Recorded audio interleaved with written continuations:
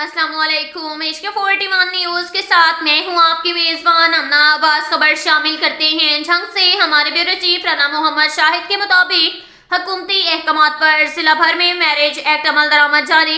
Deputy commissioner Abdullah Khurram न्यासी की हदायत पर असिस्टेंट कमिश्नर सरमद हुसैन का रेवेन्यू ऑफिसरान के हमरा शादी हॉल्स का दौरा।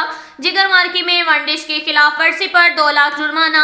जिला भर में शादी एक्ट वन डिश और वक्त की पाबंदी की खिलाफ वर्जी पर बिला तफरीक सख्त क्रैकडाउन जारी रखा जाए। इसके साथ ही एक और खबर शामिल करते हैं झंग से। हमारे ब्यूरो चीफ राना मोहम्मद शाहिद के मुताबिक फैसलाबाद रोड मधानी जुट के करीब रोड ट्रैफिक हादसे की इत्तला पर रेस्क्यू टीम रवाना। लवाहिकीन के मुताबिक जानवरों वाले डाले में जानवर लेकर 3 लोग जा रहे थे कि डाला खराब हो गया, जिसे तमाम लोग नीचे उतरकर चेक कर रहे थे। एक बंदा गाड़ी के नीचे लीकेज बंद करने के लिए लेटा तो अचानक गाड़ी चल पड़ी और इस बंदे के पेट से गुजर गई।